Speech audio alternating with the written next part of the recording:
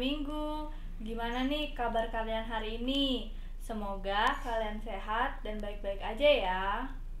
Mari kita awali ibadah kita dengan menyanyikan PKJ 8 ayat 1 dan 2, Bukalah Gapura Indah.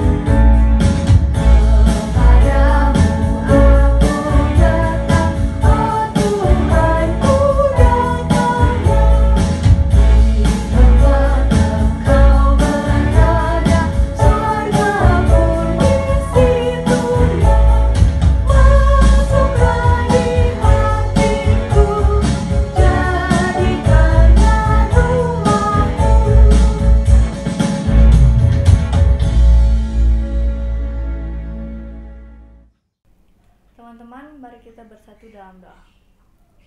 Tuhan Yesus, saat ini kami berdoa kiranya Engkau hadir di tengah-tengah kami, dan sekarang kami akan melaksanakan ibadah. Kiranya Engkau menyertai kami dari awal, pertengahan hingga akhir. Kami serahkan semua doa ini kepadamu, di dalam nama Tuhan Yesus Kristus kami berdoa dan mengucap syukur. Amin. Teman-teman, tema kita pada hari ini adalah Extended Family. Nah, sebelum kita memasuki firman, mari kita menyanyikan dari KJ 457 ayat 1 dan 3, Ya Tuhan Tiap Jam.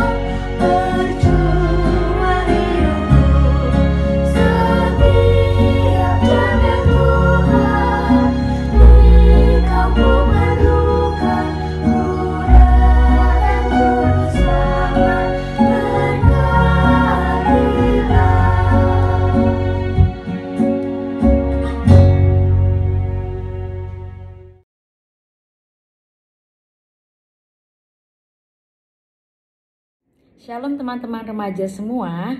Nah, apa kabar semuanya? Semoga dalam keadaan sehat, dalam keadaan semangat ya. Nah, sebelum kita membaca firman Tuhan, kita menyiapkan Alkitab kita, lalu kita mempersiapkan hati kita dan kita bersatu dalam doa. Tuhan Yesus, terima kasih untuk hari ini Kau sudah memberikan kami kebahagiaan yang luar biasa. Kami masih bisa menikmati hadirat-Mu, menikmati udara segar ya Tuhan. Tuhan, biarlah kami mempersiapkan hati kami agar kami bisa mendengar firman-Mu serta kami bisa melakukannya Tuhan. Walaupun dalam saat pandemi seperti ini kami tidak bisa bertemu langsung secara langsung juga Tuhan, kiranya Kau memberkati dan tetap memberikan kami semangat agar kami bisa mendengarkan firman-Mu. Terima kasih ya Tuhan Yesus, kiranya Kau memberkati, Kau menyertai, supaya Kau memberikan Roh Kudus-Mu agar kami bisa fokus dan bisa melakukannya Bapa. Terima kasih ya Tuhan Yesus, haleluya, amin. Halo teman-teman remaja semua, saya dengan Kak Imel, salam kenal ya. Nah saat ini kita langsung masuk ke dalam perikop kita, yaitu yang diambil dari Lukas 7 ayat 1-10. Teman-teman jangan lupa kita langsung siapkan di Lukas 7 ayat 1-10. Kak Imel bacakan ya. Setelah Yesus selesai berbicara di depan orang banyak, masuklah ia ke Kapernaum. Di situ ada seorang perwira yang mempunyai seorang hamba yang sangat dihargainya. Hamba itu sedang sakit keras dan hampir mati. Ketika perwira itu mendengar tentang Yesus, ia menyuruh beberapa orang tua-tua Yahudi kepadanya untuk meminta supaya ia datang menyembuhkan hambanya. Mereka datang kepada Yesus dan dengan sangat mereka meminta pertolongannya, katanya, "Ia layak engkau tolong, sebab ia mengasihi bangsa kita, dan dialah yang menanggung pembangunan rumah ibadat kami." Lalu Yesus pergi bersama-sama dengan mereka. Ketika ia tidak jauh lagi dari rumah perwira itu menyuruh sahabat-sahabatnya untuk mengatakan kepadanya, "Tuan, janganlah bersusah-susah, sebab aku tidak layak menerima Tuan di dalam rumahku. Sebab itu aku juga menganggap diriku tidak layak untuk datang kepadamu. Tetapi katakan saja kepada sepatah kata, maka hambaku itu akan sembuh. Sebab aku sendiri seorang bawahan, dan di bawahku ada pula prajurit. Jika aku berkata kepada seorang salah prajurit itu, 'Pergi,' maka ia pergi, dan kepada seorang lagi, 'Datang,' maka ia datang. Ataupun kepada hambaku, 'Kerjakanlah ini,' maka ia mengerjakannya." Setelah Yesus mendengar perkataan itu, ia heran akan dia, dan sambil berpaling kepada orang banyak yang mengikuti dia, ia berkata, "Aku berkata kepadamu, iman sebesar ini tidak pernah aku jumpai, sekalipun di antara orang Israel." Dan setelah orang-orang yang disuruh itu kembali ke rumah, didapatinya lah hamba itu telah sehat kembali. Sejauh itu pembacaan kita, semoga teman-teman bisa melakukannya ya. Dan berbahagia teman-teman yang sudah mendengarnya. Oke, nah pada saat ini Kak Imel ingin menceritakan dan mengambil beberapa poin penting di dalam perikop ini. Teman-teman tahu nggak kira-kira apa tema kita hari ini? Tema kita hari ini itu adalah family exchange ya, karena bulan Oktober ini masih dalam suasana bulan keluarga. Jadi family extend ini tidak hanya keluarga inti, tetapi ada yang lainnya seperti om, tante, pak de, bude, atau keponakan, atau sepupu, dan saudara ipar ya. Nah, apa sih hubungannya dengan perikop ini? Yang kita mau ambil itu adalah sifat si perwira ini ya. Sifat perwira ini yang harus kita teladani dan harus kita contoh. Nah, kejadian ini kan ada di Kapernaum, bagian utara Danau Galilea. Ya, setelah Tuhan Yesus mengajar banyak orang, ada dalam perikop 6. Ya, yang sebelumnya mungkin teman-teman semoga rajin membaca firman Tuhan ya, ada dalam Lukas sebelum perikop ini. Nah, sampai Lukas itu menceritakan kejadian ini untuk kita contoh. Nah, ada beberapa hal, poin penting yang sudah Kak Imel garisi, yaitu yang pertama, perwira ini memiliki sifat menghargai kepada hambanya. Teman-teman tahu nggak kira-kira perwira ini sebenarnya mempunyai jabatannya seperti apa sih kok sampai dia mau memperhatikan hambanya ya. Perwira ini kalau ibarat kata di Indonesia itu adalah kolonel atau letnan kolonel saat itu ya. Saat itu kan masih zaman perbudakan di Romawi, dan si perwira ini adalah orang Romawi. Jadi dia ini memiliki hamba, di mana hamba pada saat itu tuh termasuk dikatakan sebagai bawahan, atau saat itu mungkin kata agak yang sedikit kurang baiknya tuh seperti budak ya. Budak itu kan maksudnya dia disuruh apa aja harus mau. Kalau perwiranya atau tuannya berbicara pergi ya tadi pergi langsung. Kalau mengerjakan ini harus langsung dikerjakan. Tapi satu ketika si hamba itu sakit atau tidak bisa bekerja ya langsung dibuang, ibarat seperti alat-alat pertanian yang sudah usang, yang tidak bisa dipakai, yang langsung dibuang pada saat itu. Itu ibaratnya mereka diperlakukan seperti itu. Hamba itu diperlakukan seperti semena-mena, budak ya tidak bisa bekerja, ya tidak dipakai pada saat itu. Nah, saat itu itulah yang terjadi. Tetapi perwira ini berbeda. Perwira ini sangat mengasihi, sangat menghargai si hambanya. Kalau kita lihat, mungkin hamba ini mengerjakan sesuatu, mengerjakan apa yang dikerjakan sangat menyenangkan si hati perwira, sehingga si perwira ini sangat memperhatikan si hamba tersebut, sangat menyayangi.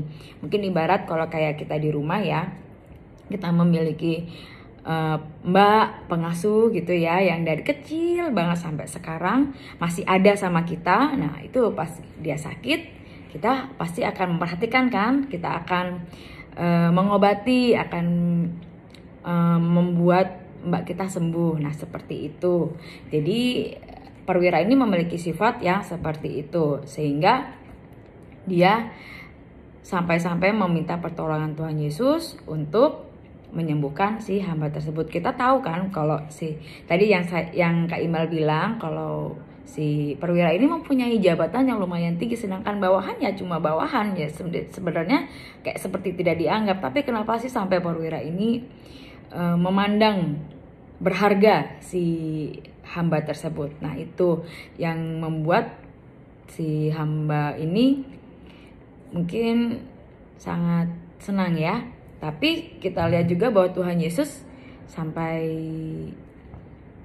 mau melakukan atau sampai mengatakan bahwa si perwira ini patut ditolong gitu ya. Nah, pada saat ini juga kan sering terjadi juga ya dalam kejadian yang ada di kita ini, seperti di luar negeri, TKI, TKW. Nah, itu mereka diperlakukan seperti tidak baik oleh tuannya yang di sana. Nah, ini contoh-contoh yang mungkin teman-teman pernah tahu ya. Seperti itulah perbedaan antara tuan dan hamba di luar sana. Nah, tapi di sini berbeda ceritanya.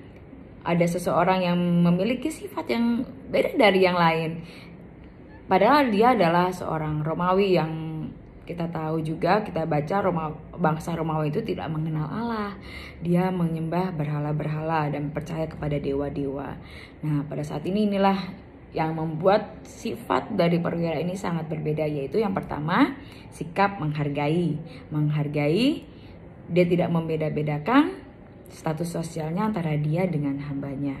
Lalu yang kedua, kita bisa melihat bahwa si bangsa Romawi ini mengasihi bangsa Yahudi sampai dia mau membangun rumah-rumah ibadat. Nah, sampai dia membangun rumah ibadat yang bukan bangsanya, ini merupakan hal yang luar biasa yang mungkin tidak bisa bangsa Romawi lakukan pada saat itu. Ya, kita lihat bahwa si perwira ini benar-benar berbeda. Dia sampai mau rela berkorban ya. Intinya yang kedua adalah rela berkorban. Dia mau rela berkorban untuk membangun rumah-rumah ibadat ya, rumah-rumah ibadat bagi bangsa Yahudi. Nah, ini merupakan hal yang sangat bertentangan pada saat itu. Mungkin orang-orang Romawi atau bangsa Romawi sekitarnya mungkin ya agak berpikir, kok sampai dia mau ya membangun rumah ibadat. Jadi ya itu dia, kita menganggap ya inilah seorang sosok perwira yang sangat berbeda saat itu, sehingga dia mau rela berkorban untuk yang bukan bangsanya, yaitu si hambanya ini. Nah, kita melihat juga bahwa dia tidak cuma sekedar berkata-kata, tapi dia melakukan hal yang nyata, yaitu membangun si rumah-rumah ibadah tersebut. Nah, sehingga dia mungkin punya relasi saat itu dengan orang-orang Yahudi juga untuk menyampaikan pesan kepada Tuhan Yesus agar menolong si hambanya ya. Itulah salah satunya. Yang kedua tadi yaitu rela berkorban ya. Dia rela berkorban dan tidak hanya berkata-kata tapi juga melakukan dengan nyata, realita ya.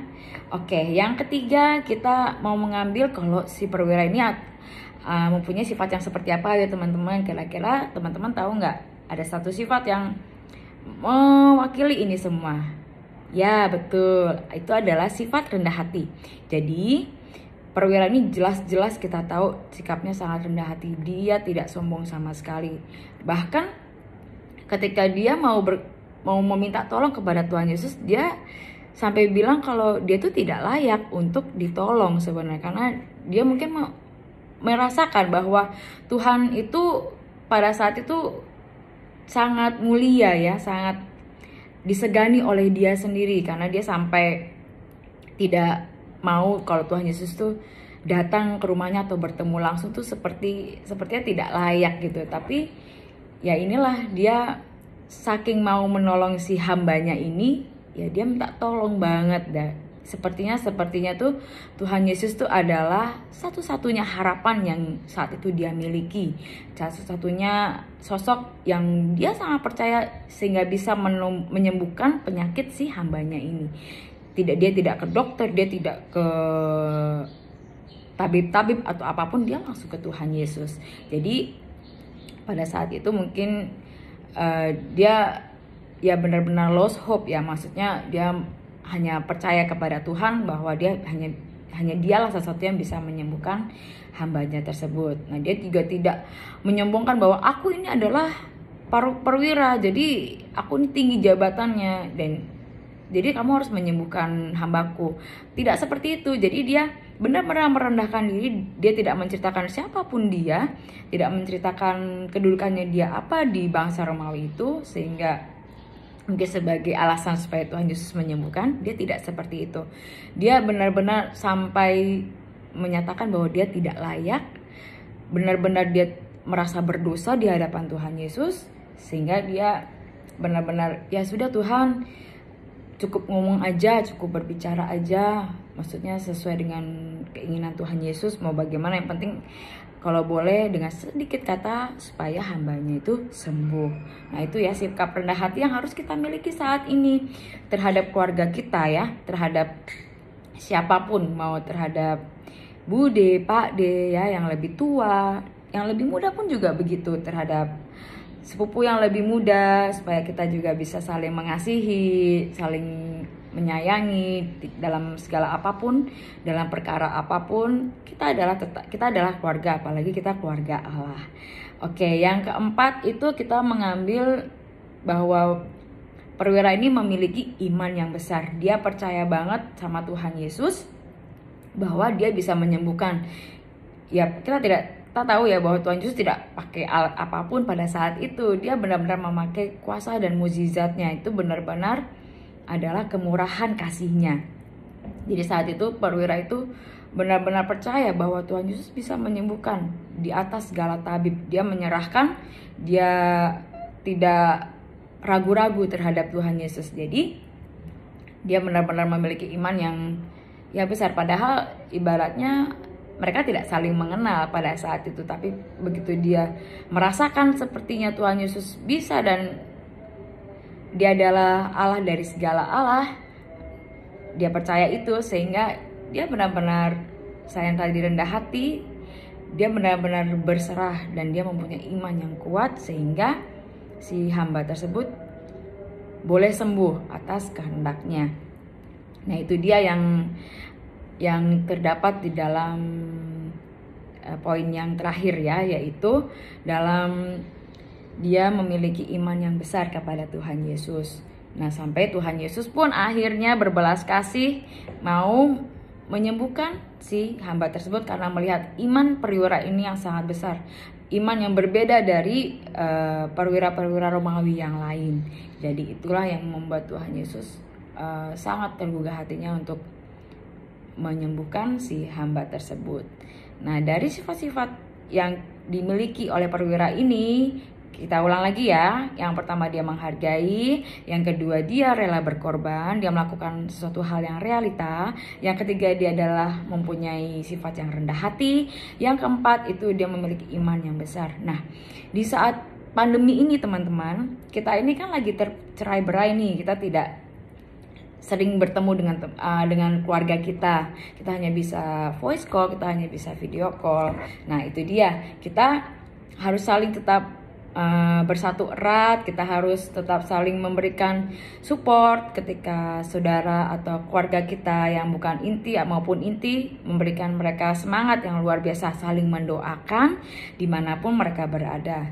Dan kita tidak boleh bersikap semena-mena terhadap siapapun, termasuk terhadap keluarga kita, karena keluarga kita ini itu adalah keluarga yang dari Tuhan. Jadi kita harus saling mengasihi. Misalnya teman-teman mungkin bertengkar atau punya sesuatu hal yang serius terjadi dalam hubungan kalian, ya kalian harus saling mendoakan, tidak boleh terus-terusan bertengkar ya.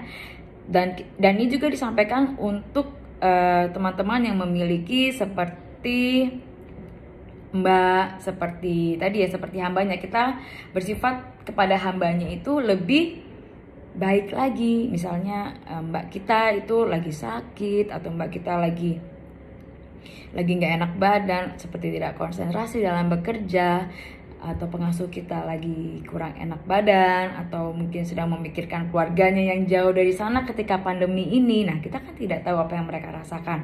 Jadi kita seharusnya bisa mendoakan mereka dan memberikan mereka hati atau suasana yang nyaman. Mungkin boleh menanyakan, mbak kenapa, boleh istirahat dulu atau gimana. Jadi kita harus lebih saling menjaga ya, apalagi di saat pandemi ini. Mereka sudah sehat aja sebenarnya sudah syukur banget. Jangan sampai mereka sakit. Kalau mereka sakit kita juga kewalahan. Betul nggak teman-teman? Misalnya teman-teman mau butuh apa tidak bisa karena nggak ada mbak, itu juga berpengaruh banget kan sebenarnya. Ya seperti itulah. Jadi kita bisa mengambil beberapa hal yang baik dari cerita ini ya. Cerita ini luar biasa bagus dan luar biasa bisa dilakukan oleh teman-teman dalam kehidupan teman-teman sehari-hari.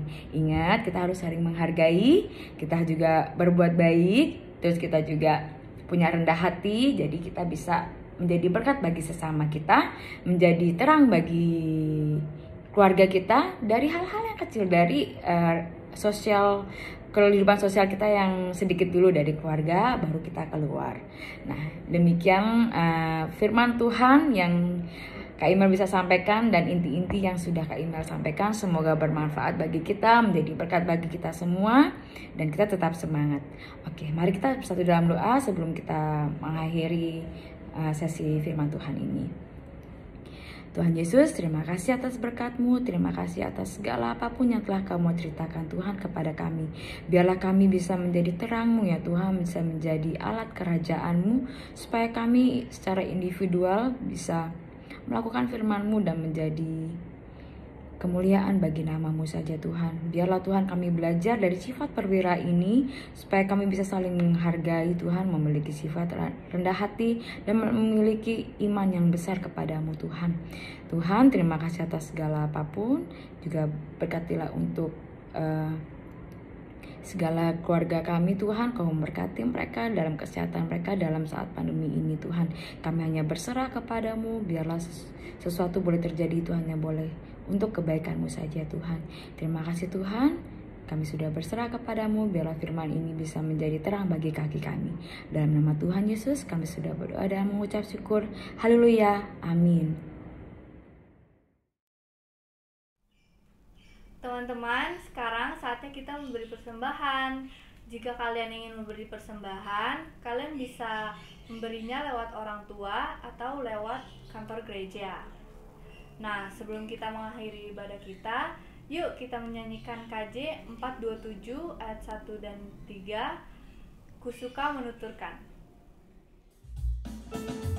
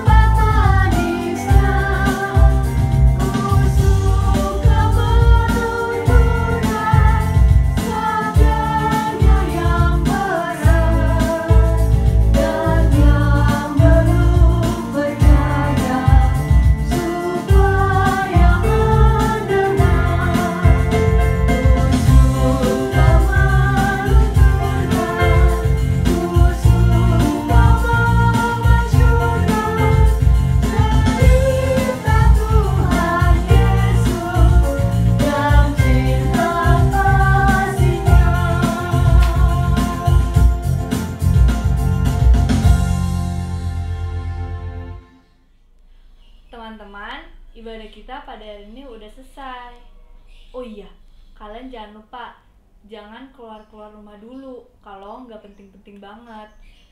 Kalian juga jangan lupa buat pakai masker, cuci tangan, dan jaga jarak. Sampai jumpa minggu depan. Tuhan berkati. Bye.